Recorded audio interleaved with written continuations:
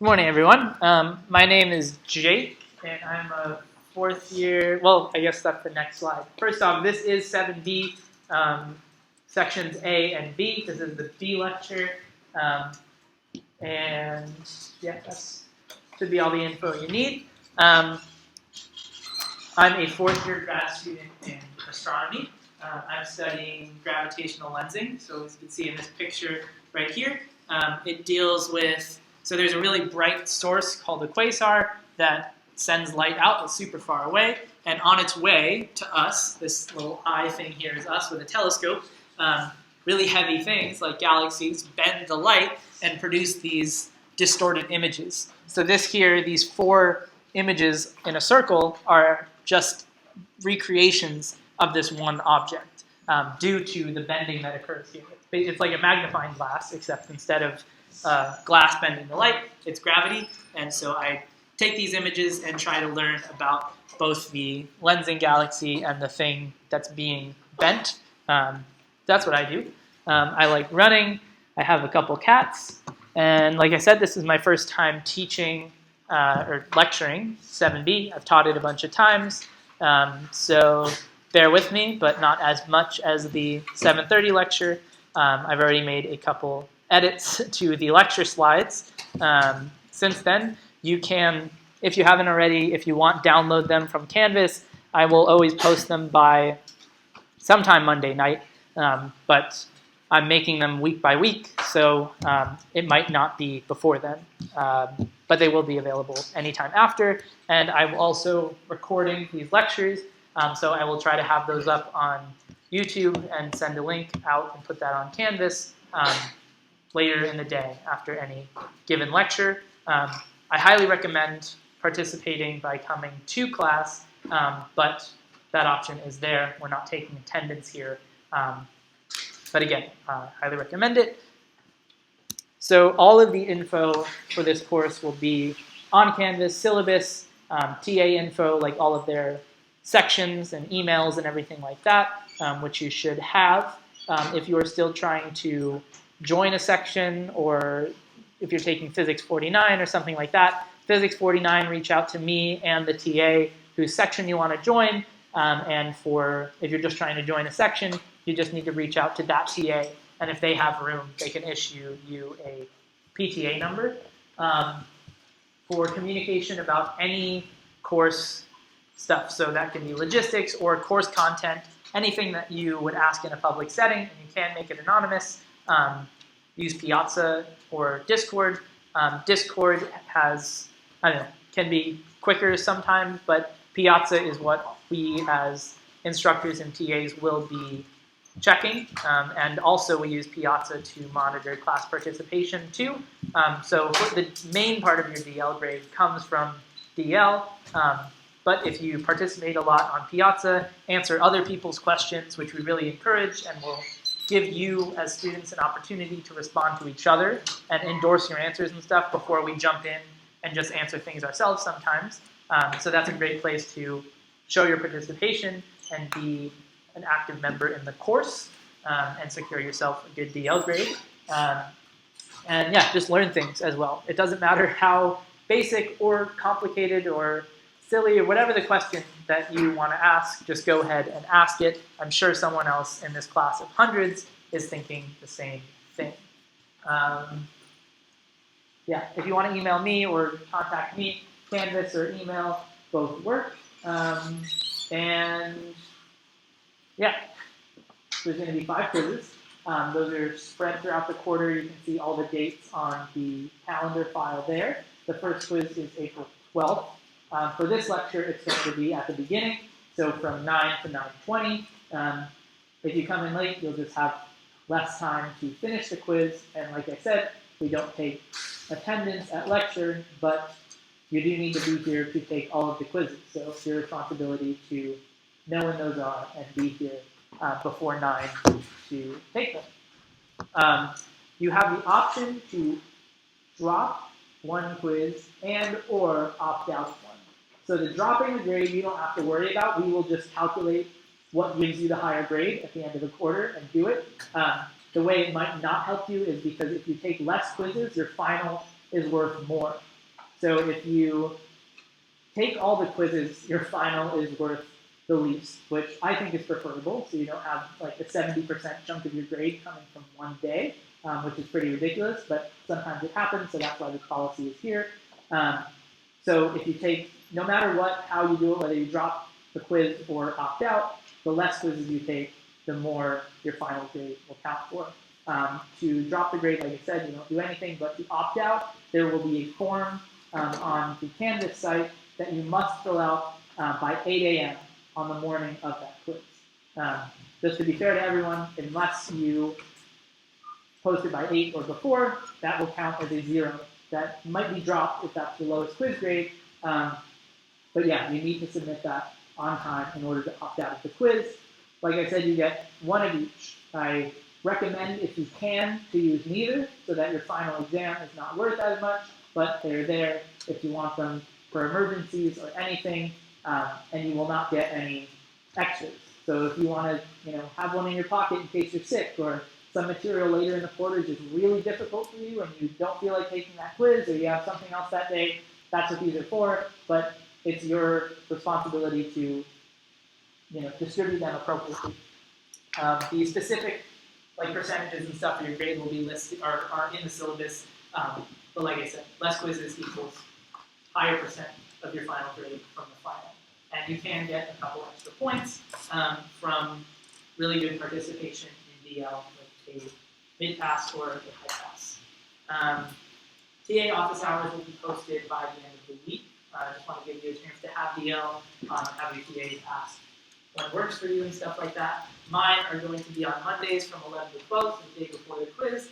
This room might change. I'm not sure if my reservation had to be switched or not, but it will be in the physics building, maybe just a floor lower or something like that. I will make that clear. And the first office hour will be next week. But you don't have a quiz next week. The first quiz is the week after that. But still, I'll have office hours both days. We'll try to have a couple office hours on Zoom as well, so you have that option. And you are welcome to go to any and all office hours between any AD or even the CD sections as well.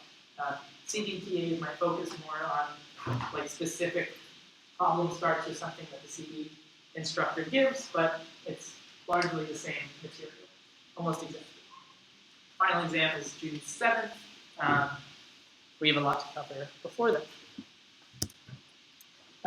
These are just some links for if you pull up the slides later on, you can find the course textbook. That has some more it just goes into more detail than you'll need for this course. It's not the most important resource really. It has some calculus-based stuff that you will never be responsible for, but it is nice if you want just a really thorough background for a lot of this stuff, or if you just learn well by reading a lot of text. But if you don't, there's some really great lecture videos from past instructors and just a lot of cool stuff made during the pandemic online teaching phase. So you can explore those links there for some really good 7B content. And also your DL reading assignments are all online as well. These are all kind of optional to use. The most important stuff really, I would say, is lectures, the video and the slides, of course the DLs themselves, which are great review material. And everything else is kind of an added bonus. The way the course works, as I'm sure you're familiar from 7A, is that you can prepare for lecture by reading any of those documents or scanning through your DLs, but then you'll get your it's not always first. Some people have DL such that they kind of have DL before they encounter the topics in lecture, but it should be fine. They're kind of two different things. Lecture should give you a kind of fundamentals, and I'll just work through some topics, hit some highlights that I think are really important, but it's certainly not everything you'll learn. And besides the frequent questions and a couple questions I pose to you, you're not really working with the material. So as you just see in the breakdown in time that you spend in this course, DL is a big chunk of where your learning is. So being prepared for that, completing your FNTs beforehand, or at least giving them your best effort, is really important for you and your group and your TA, DL as a whole. being prepared for those is the #1 way to do well in this course. And will save you a lot of time. If you spend very little time preparing, your studying is going to be really difficult and drawn out. If you are disciplined about putting in the effort each week, just some outside of DL you have to prepare for, but even just being really there for DL, and I understand some DL times are harder to do that for than others, but that making those 2.5 hours count is what I've seen like time and time again makes you get a better grade. Yeah, like I said, some stuff will be new in DL. Not everything you need to know will be in lecture, or at least not like all the nitty gritty, like problem solving skills and stuff. And quizzes, my goal, I never want to like spring something completely new upon you, but the quizzes and assessments might look like something new. The idea is just we should take the tools that you've learned in this class and apply them to a problem that just kind of looks a little different. The goal really is problem solving. And that's what I want you to get out of this course. It's good to have some physics concepts, especially if you're in any science field, just like it's good for me to have a little bit of bio, a little bit of chem, but that's like very much my minor goal. The major overarching goal for me is for you to just take problem solving skills and confidence in doing so out of this class. I know grades are important, especially depending on like what plans you have after this, but yeah, that's my goal, is for you to have a set of problem-solving skills to take something that looks really confusing and out of your comfort zone, breaking it down and using some basic tools to build back up and find a solution. Cool. Any questions about course logistics or anything like that before we get into the material? Great. So 7B, like 7A, is broken down into a bunch of models. We're going to start off with steady state energy density and Bernoulli's equation. So we're going to talk about fluid flow. That transitions very nicely into electrical circuits, even though we have two physically very different looking systems, different units and stuff like that, dealing with charge or amount of fluid. The behaviors of both of those are super similar, and a lot of the concepts that we learn now will come into electric circuits. So it's very continuous, and understanding this material will be crucial to your understanding of the next unit with circuits.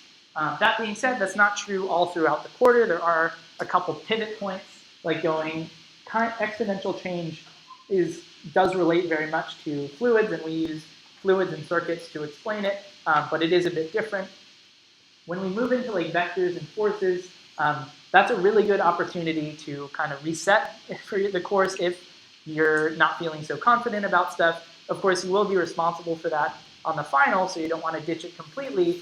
The material after exponential change and on is very different from the first half of the course. So if you are struggling early on and these concepts aren't really landing, certainly keep trying and don't stay focused on them. But it's a good opportunity to kind of cleanse yourself of all that and attack a new topic halfway through the quarter. So you can have that to look forward to if you're not loving this stuff. All right, so let's get into it. Today we're going to talk about fluid flow. So that involves conservation of energy density and current, and we'll also talk about Bernoulli's equation, which relates these energy density systems. So just fluid flowing through a pipe and seeing what happens between 2 points as we flow through a system. So first, let's talk about energy density. So energy, we talked a lot about in 7A. We just have like an amount of energy, just joules, a unit. So we can say there's 1 joule of energy in this 1 centimeter cube. We could say there's 1,000,000 joules of energy in this 1 cubic meter. These are just different ways to describe amounts of energy in these 2 different systems. And clearly, this system on the bottom, the bigger one, contains a lot more energy. So if we're just using our energy model, these 2 look very different. But when we're talking about energy density, Density means we're going to talk about the energy per unit volume. So you just divide by the volume to get a density.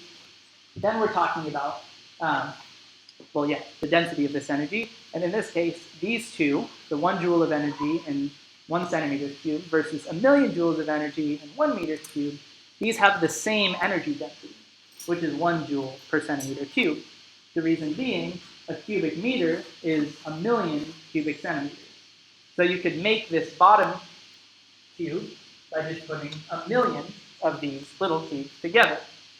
The reason that's useful, we'll talk a little bit more about later on, but the key being we want to describe the behavior of a whole system without really caring about its size or its volume, right? In this, on the left, using just the energy model, these two things look very different. One is 1,000,000 times bigger than the other. On the right, same systems, but by using energy density, we can describe them to be identical. Some properties, their energy density, is what's identical. Conservation. This applies both to energy and the amount of fluid in a fluid circuit. So our energy density that we're working with is conserved, which means what goes in must come out. Or at any point along a fluid circuit, we have the same total amount of energy density, can't be created or destroyed. Same thing for the amount of fluid flowing through.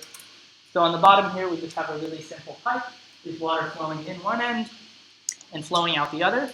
Energy density is conserved. So we have 10 joules per meter cubed. So energy per volume coming in this side, we better have 10 joules per meter cubed coming out of this side. The same thing is true for the amount of fluid. If I have two molecules of water coming in A, it better have 2 molecules of water coming out of B. If there was only one coming out here, but 2 coming in, we would have some sort of buildup here, right? That would be like a leak. Or if I had 1 coming in and 2 coming out, that means some is coming out from some. If we have a closed system, the amount of fluid must be conserved. So when we say conserved, what do we mean by that? When or where? In 7a, it was when. So we talked about changes over time. So here we have A at time t, 2 molecules, 10 joules, and then fast forward some delta t to another time. We have, here it's the same, there's no change, but we're looking at a system changing in time. Now, we're talking about, like I said, energy density instead of energy. So instead of 10 joules, we would want 10 joules per meter cubed, maybe, if that's the energy density we have. And instead of changes in time, we're talking about changes in spatial position. So instead of A and B being time 1 and time 2, we have A and B being this position and that position. The reason being is that for a steady state system, it's independent of time. So it's the same at any time. So if we were looking at A and B being 2 different points in time for the same point, there would never be a change because it doesn't evolve in time. The water is flowing, so this system isn't still, but all its behavior is constant. That's what we call steady state. So that's why we're looking at spatial position now. So the why, like I said, for position, it's just because it doesn't change in time. The why for why we use energy density and not just energy, why do we not want to care about the volume, is because volume doesn't really, in a lot of ways, affect the behavior of a fluid circuit. So if we look at these 2 examples on the board right now, the top pipe is shorter than the bottom, but in other ways, in all other ways, they're the exact same. And increasing the length of the pipe doesn't change the behavior of this circuit. If I have 10 joules per meter cubed coming in, I have to have 10 joules per meter cubed coming out in both. If I have 2 water molecules coming in, I have to have 2 water molecules coming out of the other end.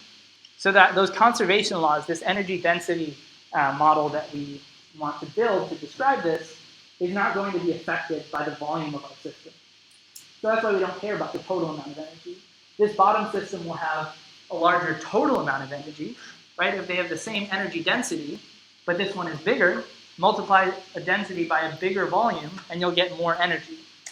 But we want a model that describes these 2 things as exactly the same, because the behavior between them is going to be exactly the same. So that's why we're switching to energy density. So like you'll see, all of the energies that we use now are divided by a volume.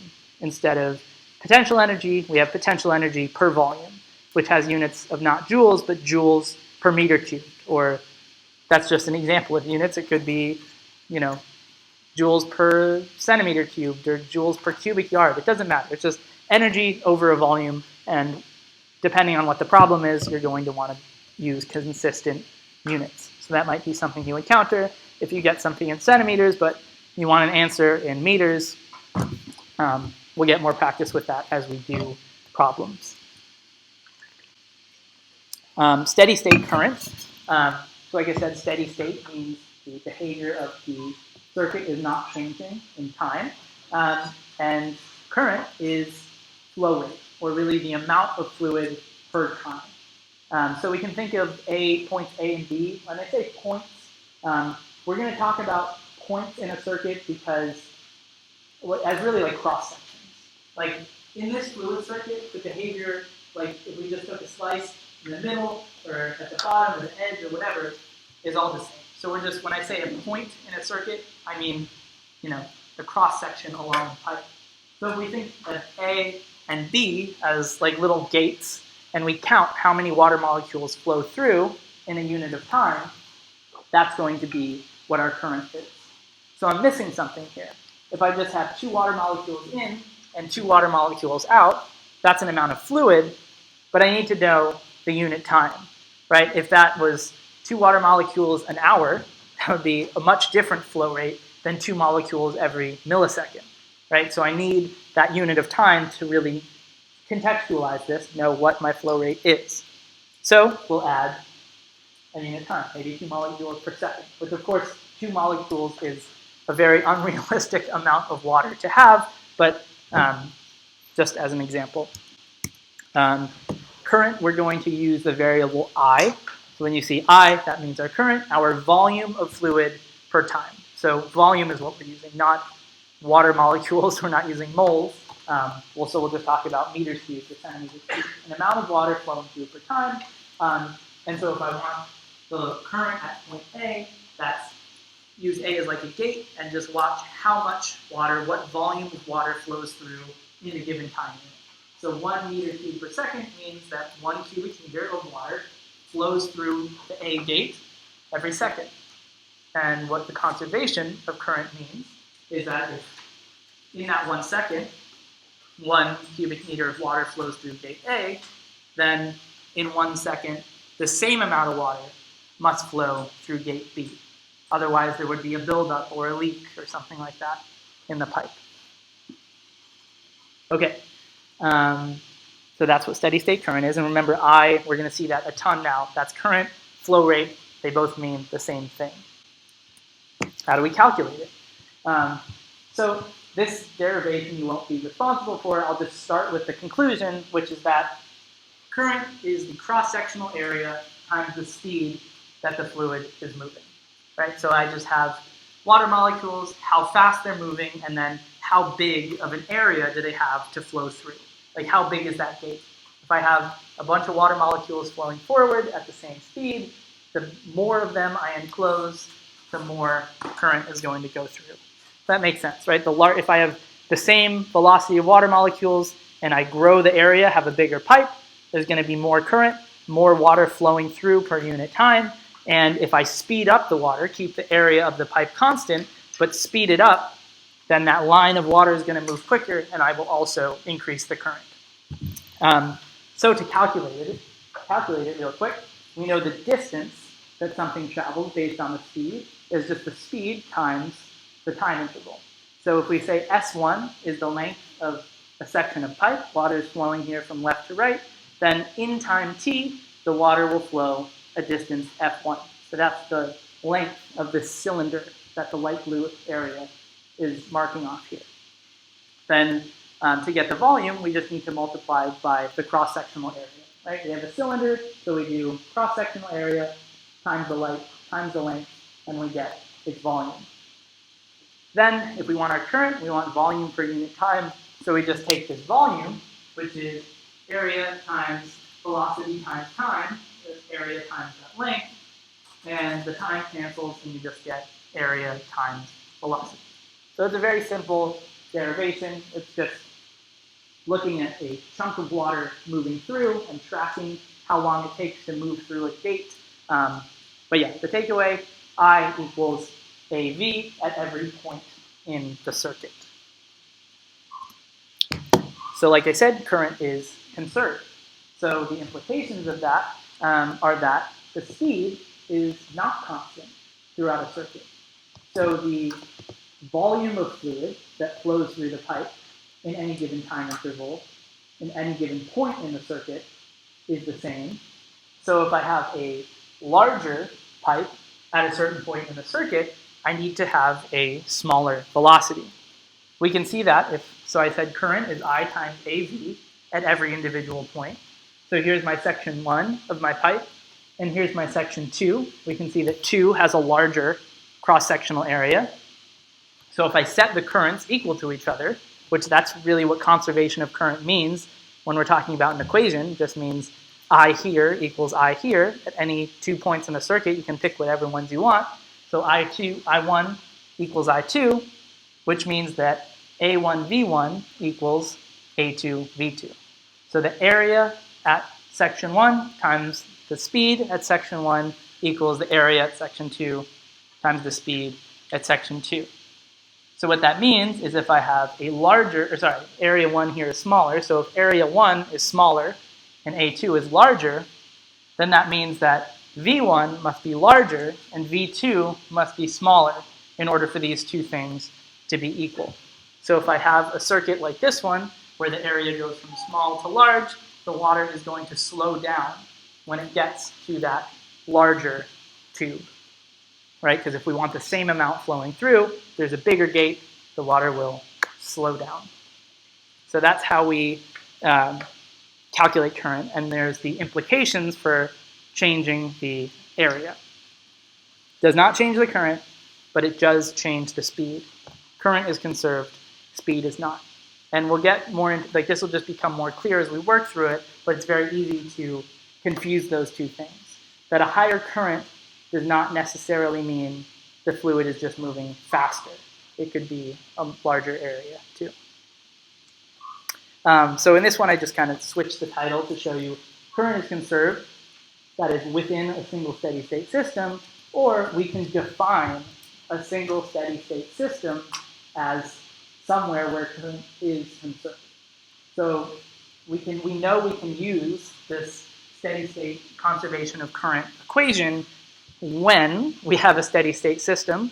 We can use conservation of current when that's true, or if we see that current is conserved, we see that there's one current that flows through, we know that that is a single steady state system. Those two things go back and forth. Okay, pressure. Let's talk about pressure. First of all, it is an energy density, the characteristic of a fluid.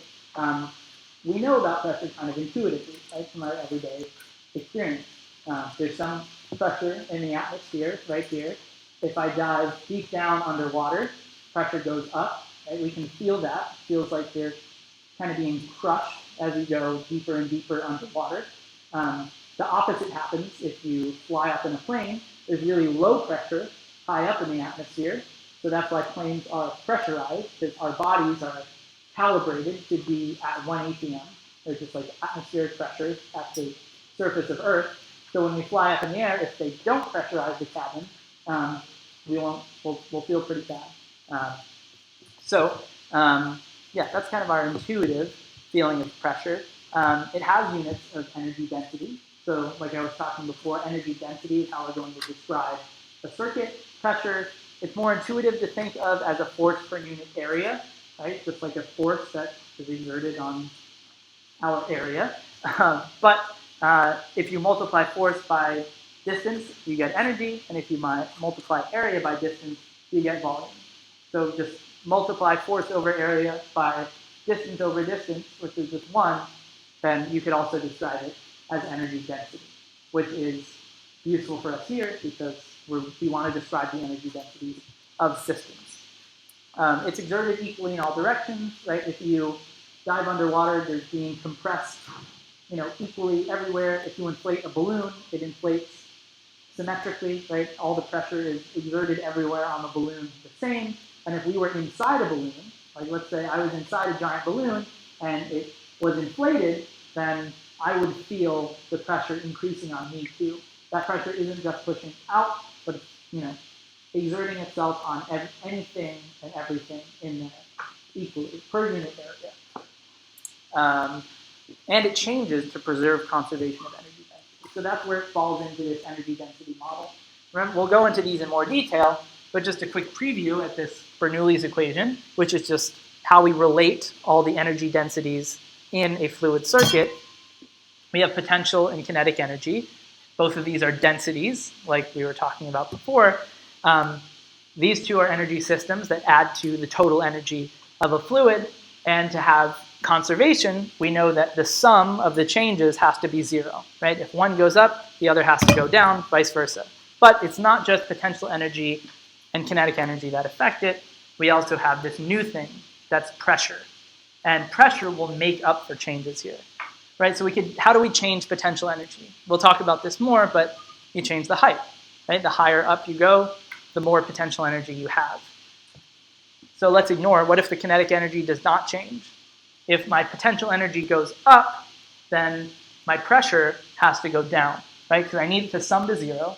So if this is positive, this will have to be negative.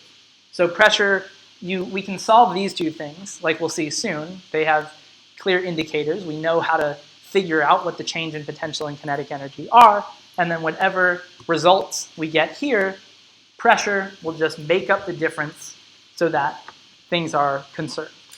So you can almost think of pressure as like your energy budget. Like I'm some fluid flowing through a circuit, and if I spend some energy on potential, so let's say I have some potential energy and then I gain more, my pressure, and nothing else changes, my pressure has to go down. I spent some of my pressure on that. Or if I'm going through a circuit and my kinetic energy decreases, then I took some of that kinetic energy away, my pressure goes up as my balance. It goes back into the wallet. So that pressure is our inherent energy density of the fluid. It will work a lot more with this later on, but it's very important that we don't confuse energy with speed or current. It's like its own thing that it gets to spend. You think of a fluid flowing through a circuit, and you think, when I say if energy decreases, like our mental image might be to slow it down, or imagine some other physical change. And that's not what pressure is. If the pressure changes, just think of it as its energy density decreases. Each water molecule or whatever fluid molecule has some energy associated with it, and it gives some away. That doesn't necessarily mean its speed changed or its height changed or anything else. Just the pressure. Hopefully, it's pretty abstract right now, but hopefully what we're talking about when we say pressure will become a bit more clear as we work with it and do more problems. All right, let's talk about potential energy density. So we saw that equation very briefly. This is the first part of our Bernoulli equation. Let's figure out how we calculate these terms. Potential energy density, I think we saw potential energy in 7a, right? I have it crossed out up here, but we used to just say potential energy is mgh. Our mass times the gravitational acceleration g, so we can do 10 meters per second squared. You don't have to memorize any constants or numbers like that, but that's just a physical constant on Earth, and the density of water, and the mass times the height. Right? How high something is, how heavy it is, how strong gravity is, that gives us our potential energy. Now, it's very similar. We're just going to divide by volume because we're concerned with not energy, but energy density. So if I divide potential energy by volume, I get potential energy over volume. But I can apply that division of volume to the mass. So mass over volume gives me density. Right? So that's what this rho is. It's not a P, so just be careful when you're writing them that their rhos are different than your P. P is pressure, rho, which is like a curly P, is density. So yeah, this PE over volume is rho GH. That is just our energy density version of PE equals mgh. So same thing, we're not concerned with the amount of water we have, just the density of the water and its height, or whatever fluid it is. So we'd say height is the indicator for potential energy. Since rho and g do not change for a given fluid in a certain place, we just look at this fluid that's higher up has a higher potential energy, fluid that is lower down has a lower potential energy. And we can just replace m with rho because the fluid has the same density everywhere. So that's kind of a addition that you won't be responsible for explaining this, but the fluids that we're talking about are non-compressible, and that is exactly what it sounds like. We can't compress them. So air is definitely a compressible fluid, right? You can pack a bunch of air in a canister, pop a hole in it, and it'll spray out. Like you can cram a bunch of air into a volume, and it doesn't get any bigger, so it compresses, it gets denser. The same thing is not true about water, right? If I have a water bottle and I squeeze really hard, I can't just compress it. Water pretty much just stays the same volume. I'll squeeze it, the pressure will increase, but I can't compress it. So that's why we can replace this m with rho. But that's just a side note. You're not responsible for that. All right, so let's try using potential energy density in a system. How do you think the pressure differs between 0.1 and 0.2? So I'm going to open this clicker question. Yeah. So between 0.1 and 0.2, using this equation here for the potential energy density, how does oh wait, I think I just skipped one, sorry. Nope. Okay, sorry. Just how does the pressure change? My bad. So we know our potential energy changes like that. And sorry, I wish I had more information for you on this slide. Maybe let's just talk about it. So I'll say the pressure is equal. The question I wanted, I'm going to close the poll. So scratch that. Thank you for the 33 responses. And actually, everyone that answered it did it right. So that's great. But I wish I had given you a little more information first because we didn't talk about its relationship to pressure. But potential energy is going to be the same at 0.1 and 0.2, right? Because their height is the same. The indicator for potential energy is height. P1 and P2 are at the same height, so they have the same potential energy. To extend that to pressure, we just needed this equation. This equation up here, this delta P plus our potential energy density equals 0. If our delta PE over volume is 0, then our change in pressure must be 0 as well. So that was the extension that I was making you do here, that we solved for potential energy change, which is 0. P1 and P2 are equal, and that means the pressure must be equal.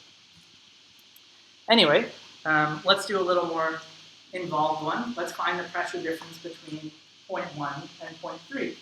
So now clearly the height is different, so the potential energy is going to be different. So we have our simplified Bernoulli equation here. Before it had kinetic energy change, kinetic energy density change as well, but we'll ignore that for now because this one is not moving at all. This water is just still in a jar, so our kinetic energy is going to be 0. So our potential energy change is just equal to rho g times our change in height. Something you have to be very careful about. In fact, this is something that I had a typo in the last lecture, and I just fixed it. When you are subbing in for this like delta P is P final minus P initial, make sure that in each expression, your final and initial are the same 2 points. So here I say 0.3 is my final and 0.1 is my initial. So for my delta P, my delta PE over volume, every one of those needs to have the same, where P3 or 0.3 is the final and 0.1 is the initial. Otherwise, your signs will be wrong.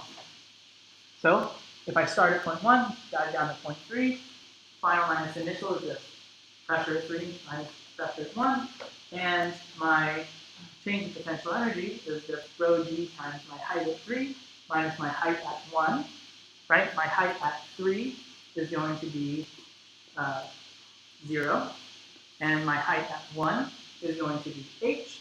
And so we can solve to find that the pressure difference going from point 1 to point 3 is rho gh. In other words, the pressure at point 3 is whatever pressure 1 is plus rho gh. We dove deeper down underwater, right? We went to somewhere near the surface, down to the bottom of the container of water, and so our pressure increased, which makes sense, right? So it's always good to, it doesn't always work this easily, but if you can, try to think about what the solution means physically. If this was a negative number, that would mean that I dove down underwater and the pressure went down, the pressure decreased, which is not realistic. So that's a good way to know whether or not your answer is right. So yeah, final takeaway, potential energy decreases and pressure increases as we dive deeper. So how do we use potential energy as a pressure gauge? So potential energy has this very clear indicator, right? It's just height. If I can measure the height of something, then I can tell you it's potential energy.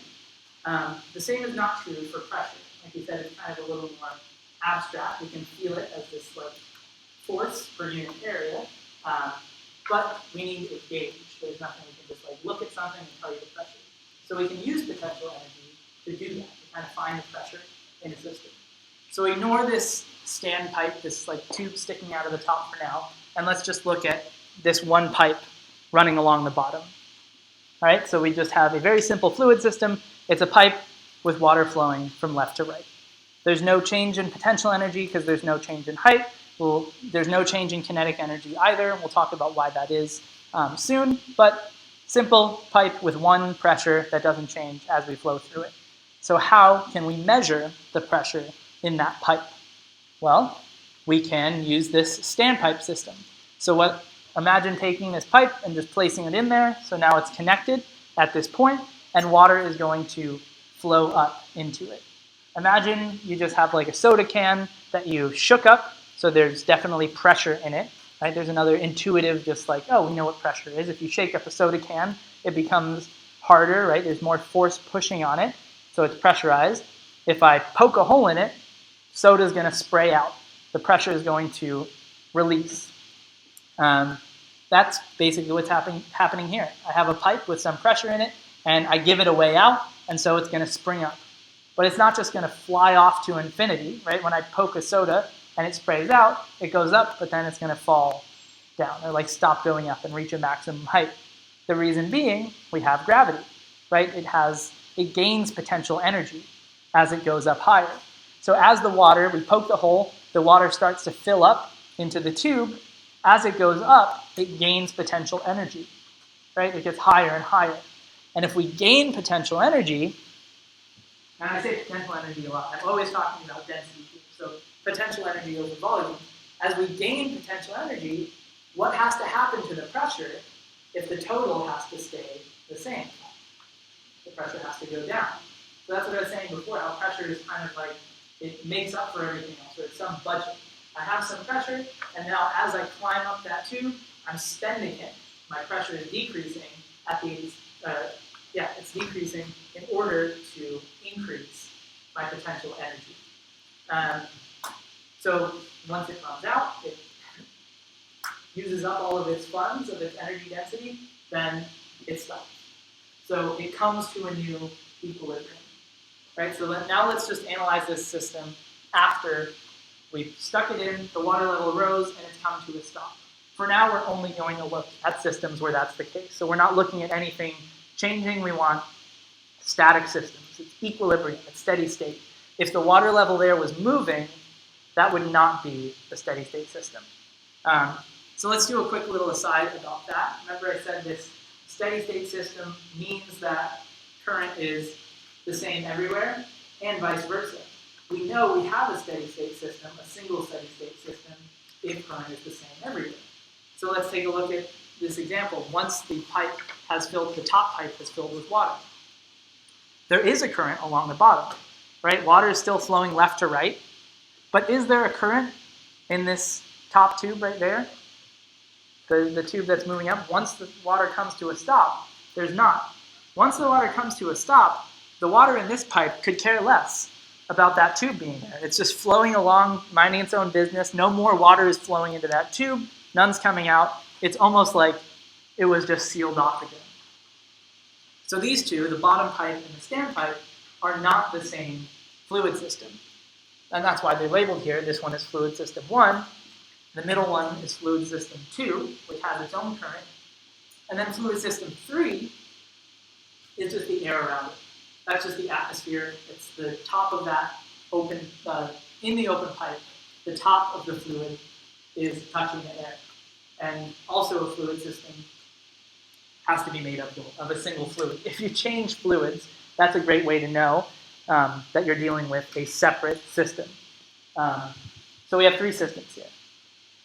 Now another thing that's important to notice, this is a really dense slide, a lot of things to pick up here.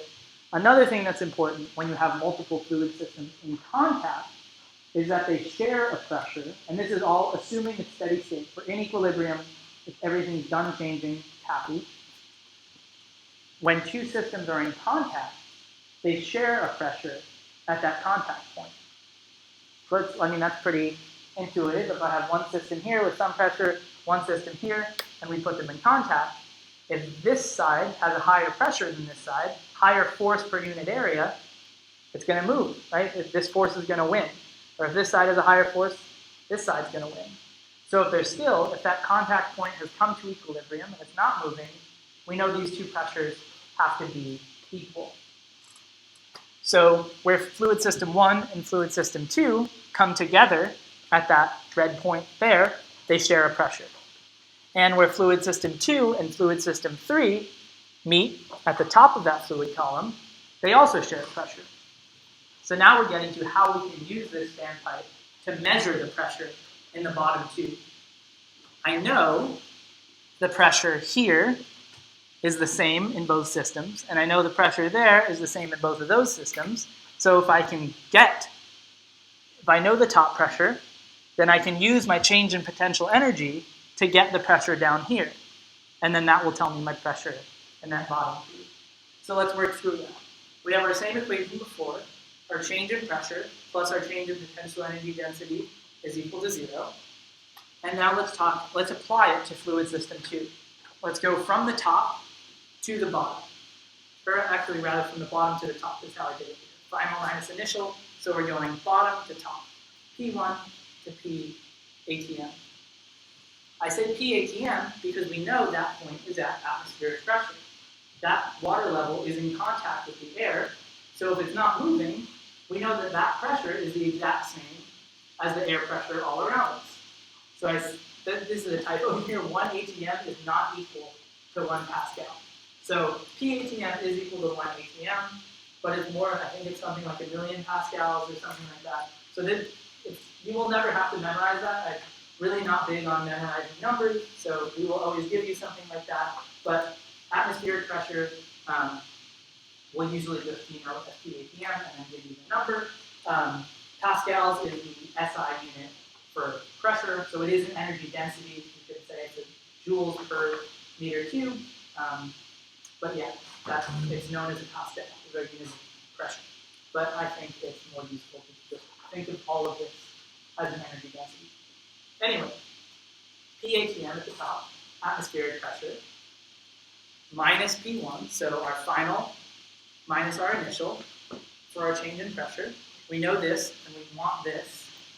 And now our change in potential energy, we also know that. Our indicator is height, so our height at the top is just h, as I labeled on the diagram there. We can measure that, and the height at the bottom is just 0.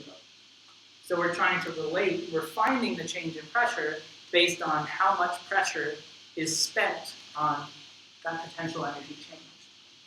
So we can solve that and we find that P1, or the pressure at the bottom, which is equal to both the pressure at the bottom of this tube and the pressure in this pipe that we want to find out, they're equal because they're in contact right there, is equal to atmospheric pressure, so just the pressure of the air around the system, plus rho GH, so it's greater than atmospheric pressure.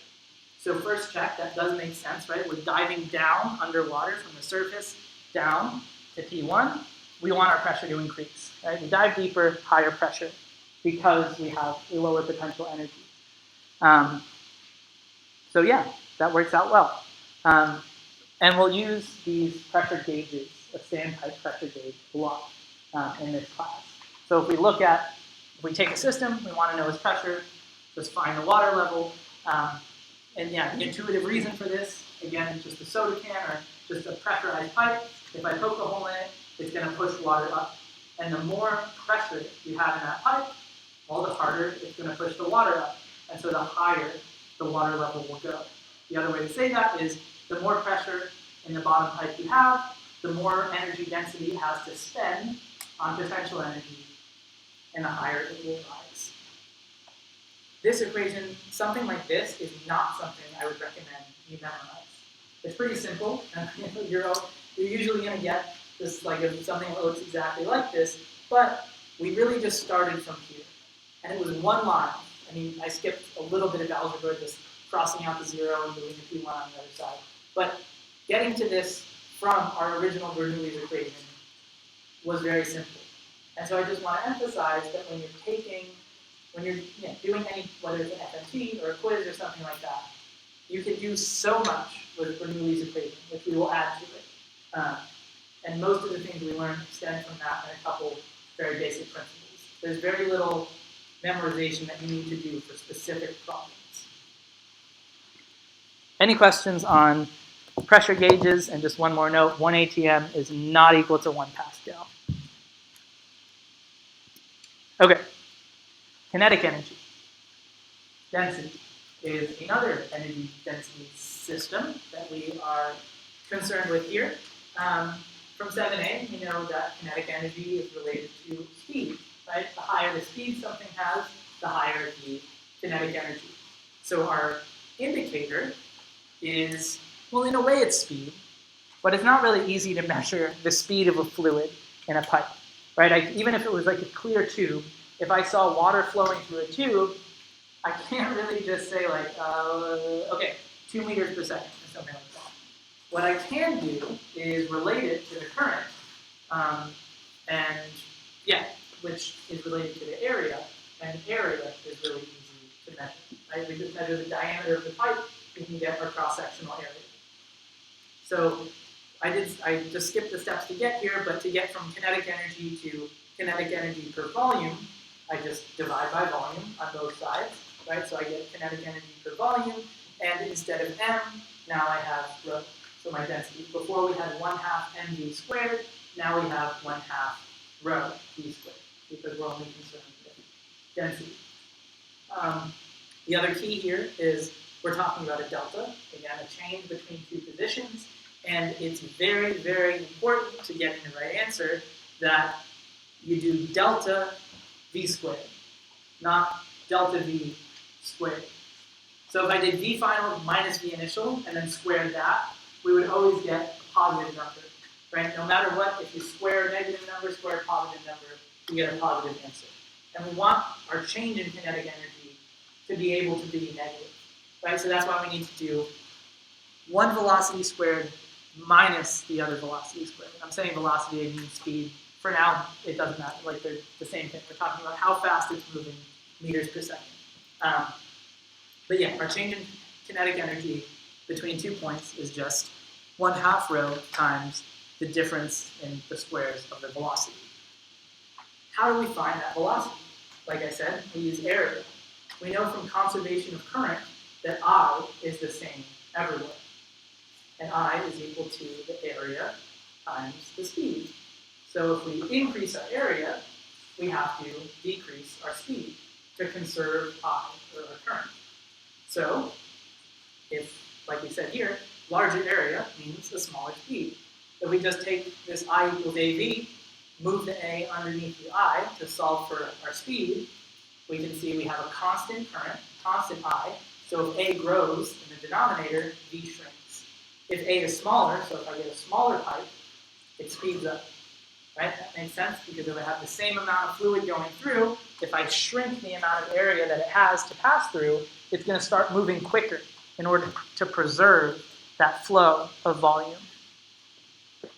So now, even though kinetic energy depends directly on volume, we can say that area is our indicator for kinetic energy, because a larger area means a smaller velocity or speed, which means a smaller kinetic energy, right? Smaller area means larger speed, means larger kinetic energy. So our indicator for kinetic energy now is area. We know that it's because area affects the speed, but we just look at a pipe that goes from thick to thin. We know that kinetic energy is going to increase because we go from slow-moving, big cross-sectional area to fast-moving, small cross-sectional area, high kinetic energy. So now let's take a look at kinetic energy density in a steady-state system.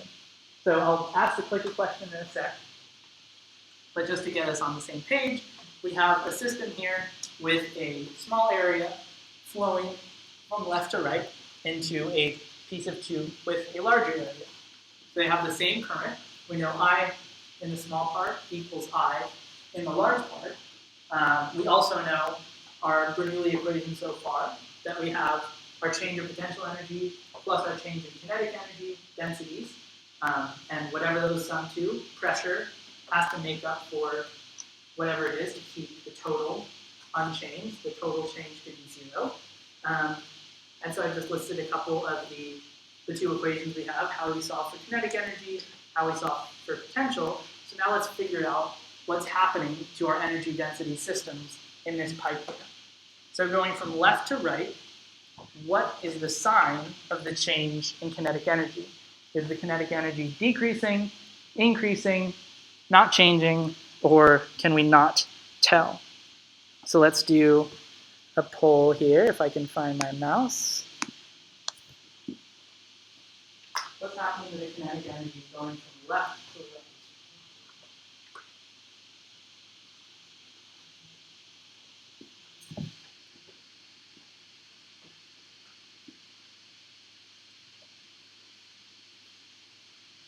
Ten more seconds. And don't be afraid to just give your gut reaction first answer to the clicker question. Give it some thought, but these answers do not count for anything. Question? Oh, it's not? Is anyone else having an issue with it? Yeah, some people. I did get 45 responses, or 47. I don't know, I got a bunch. So if you're having an issue with it, we can try to work it out after. Sorry about that. What? What do you?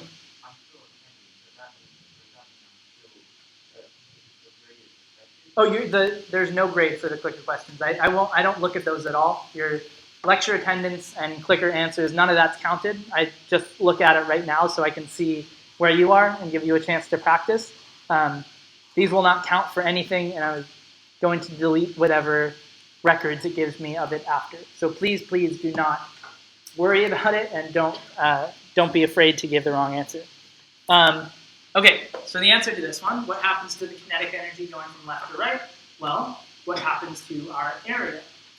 It increases, right? And if our area increases, then our speed must decrease to preserve our current. So if our speed decreases, then our kinetic energy must decrease as well. So the change in kinetic energy density is negative. So the answer is B. All right, let's try another one. What is the sign of the change in potential energy from 1 to 2, from left to right?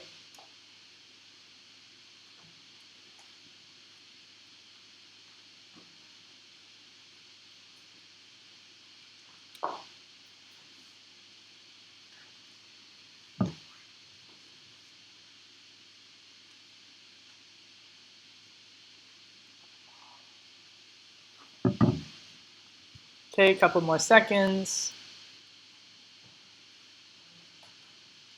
All right, I'm going to close the poll. Okay, so what's our indicator for potential energy? Height. What's happening to our height? It's going from low to high. Our height is increasing, so our potential energy must be increasing. So our delta PE is positive. All right, final question. This one we can just do together. Well, let's think about it for a sec. We said our kinetic energy change is negative. Our potential energy change is positive. So what's our change in pressure? We know the three changes have to add up to 0. Again, PE, delta PE over volume is positive. Delta KE over volume is negative. Can we tell what the change in pressure is going to be? The answer is no. We need more information. We need numbers to plug in. Because it very well could be 0, right? You could have an equal increase in potential and decrease in kinetic, in which case pressure doesn't need to intervene at all. There's no accounting, there's no error on the balance sheet that delta P needs to correct. You can have a really huge change in potential and a tiny change in kinetic energy, which would mean the sum of those two things is positive, and our pressure needs to be negative. We can have the opposite. If it's just a little change in potential but a big drop in kinetic energy, we would need a positive pressure change.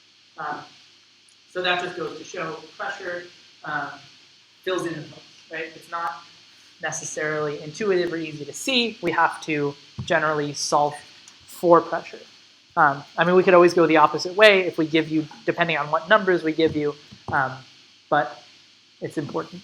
Yeah, I guess that's kind of a general key, which I'm sure you've run into this before, but I recommend when you're solving problems to not worry so much about the numbers that we give you until you're ready to plug in and get your final answer.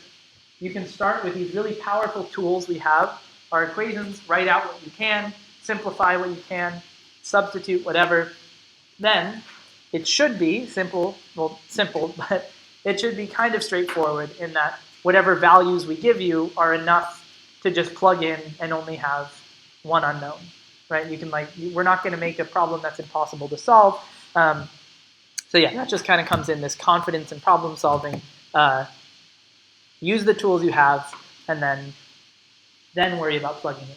Don't start to just plug in from the start, try to memorize the final result equations. You should always be able to get there. Okay, so just to sum up the answers, change in kinetic energy is negative because we go from small area to large. Change in potential energy is positive because we go from low to high. And our change in pressure is ambiguous if we don't know the magnitudes of those two changes. All right, so we've completed the first part of Bernoulli's equation. As we'll learn a little bit later, I mean, this is just a vocab word, but this is known as our total head, or it's just kind of the energy that's very easily associated, energy density that's easily associated with the fluid.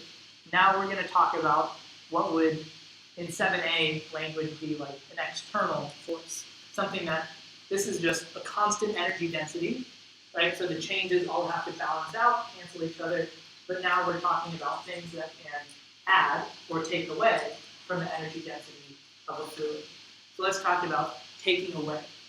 In this case, it's thermal energy density. So we could list it as just a property of the fluid, like I have here, just add on thermal energy per volume. Now a fluid can heat up, right? If a fluid gets hotter as it flows through the tube, gains thermal energy, then pressure we have to spend some energy density. So our pressure will go down. Same way, like if we just had delta P and potential or kinetic, if one goes up, pressure has to make up for it by decreasing.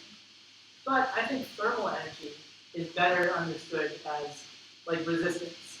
Let's think of it as taking energy away from the system. So we'll think of it as we'll move it to the other side of the equation as a negative. So we said delta P plus our change, and I just have these crossed out, but we'll assume they're 0 right now because we just have a flat height with no change in area. But our delta P plus our potential and kinetic terms are the energy density associated with this fluid. And now instead of summing to 0, those changes can sum to minus I. So if our thermal is equal to our current times our resistance. So more current means more dissipation, more throwing, like more thermal energy, so more energy zapped into heat. More current means more of that, or higher resistance also means more energy taken away. So now instead of setting those things equal to 0, we'll set them equal to minus IR. So all these changes now can add up to something negative because we did lose energy. We didn't destroy it. It just changed into another energy system, which is thermal energy. So if we take a look at what that looks like in a fluid system, this is, again, just super simple pipe flowing with no change in height or area, and we put 2 of these standpipes, which act as pressure gauges, into this cylinder to measure the pressure at point 1 and point 2, but now this pipe does have resistance. So first, what do these pressure gauges tell us about the pressure at these 2 points? Well, we know the height tells us how much pressure there is, right? More pressure means the water level is going to raise higher. So the pressure at point 1 is greater than the pressure at point 2. As we flow through from left to right, the pressure decreases. Why is that? Well, we spent energy density on thermal energy, or we lost it to dissipation, to heat, right? So as we flow through, it's stealing more and more. You can imagine this as like a rusty pipe or something like that, skating on ice versus across a piece of sandpaper, whatever. It's just adding some resistance, some friction, and it removes energy density from our system. So we'll think of that most easily as a decrease in the total energy density of the fluid. All right, now what if we add energy density from an external source, which is a pump? So something that adds energy density to a fluid circuit. Very similar. Now we're going to have something on the other side, right? All of these changes can add up to something that now isn't just 0, it can be a positive thing. If the pump adds energy density from point A to point B, then my total energy density can go up. So what that looks like is we have some pressure in on the left, some pressure out on the right, with a pump in the middle. The pump added energy density. So assuming all the other things, potential energy, kinetic energy, thermal energy, are all 0, and the only thing affecting it is the pump, then our pressure will increase because we just added to the wall, gave it more energy density. And so our delta P is equal to that. How we know E pump over volume, that's just a characteristic of the pump. A more powerful pump is going to give more energy density to the fluid. That's, again, something we need to just give you a number or you solve for it. Same thing with resistance. It's just a quantity that is a characteristic of the pump. The pump just has a certain power to it, a certain energy density that it imparts. So, if we put all of these things together, now we have our complete Bernoulli equation. So on the left, the change in pressure, the change in potential energy density, and the change in kinetic energy density are the things that, kind of have indicators and are inherent of this fluid as it flows through a system. We can see in change in pressure by measuring it with a standpipe. The higher the water level, the higher the pressure at that point. Our potential energy is shown by the height, and the kinetic energy is indirectly shown by the area. Right? Higher height, higher potential, larger area, lower kinetic energy density. So, the thing I didn't mention, the delta. The delta that we see on the left-hand side, again, refers to change in position. Right? So I have a fluid circuit. My delta means the difference between point A and point B. And you can choose wherever you want in that circuit. And that means when you evaluate these things, you only care about the values at those 2 points. So let's say I have point A here and point B here. These are at the same height, right? And so their potential, the delta PE between them will be 0. Height 1 minus the same height 1 is 0, no change in potential energy. It doesn't matter whether in between these two the pipe goes like this or like that or like that, whatever. As long as my starting and ending point are at the same height, there's no change. Or the same thing, if there is a change, that change only depends on what this net difference is. It doesn't matter what path it takes. The same thing goes for kinetic energy. If I have one pipe that has this cross-sectional area and this pipe that has the same cross-sectional area, it doesn't matter if that's just a straight pipe through or if it gets thick and then thin and then thick and then thin. It only matters our start and our end point. It's independent of whatever happens in between. And that's the case for all of the terms on the left. However, E pump and the thermal energy or dissipation, or resistance term, are dependent on what happens in between, right? If I'm just looking at point A and point B here, if I have a pump in the middle, there's nothing necessarily that tells me about like what's in the middle of them just by looking at our values at the endpoint. I need to know that there's a pump in the middle. So it's dependent on what happens to it in the middle. We can't just know from the information we get with these endpoints. Same thing's true of the resistance. The dissipation occurs as it travels through the pipe, right? There's no meaning of like dissipation at a particular point. It has to flow a certain distance to lose a certain amount of energy. And so that is also dependent on what happens in between. And that's why those two terms do not have deltas. Again, the minus IR you could think as delta E thermal if you wanted, and like that's another inherent energy density of the fluid that's gaining its own, like that's gaining is getting hotter, but I think that's just confusing, and this is much more practical for solving the problems that you will encounter in this course.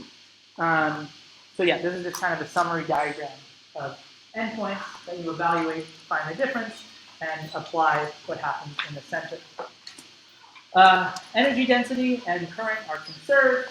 All terms are energy density, not energies. Deltas signify a change in position because it is constant in time. That's pretty much all I have for you today. Yeah, thanks, and I'll see you next week. My office hours will start next week, even though there's no quiz until the week after, on April 12th. My office hours will start this next Monday.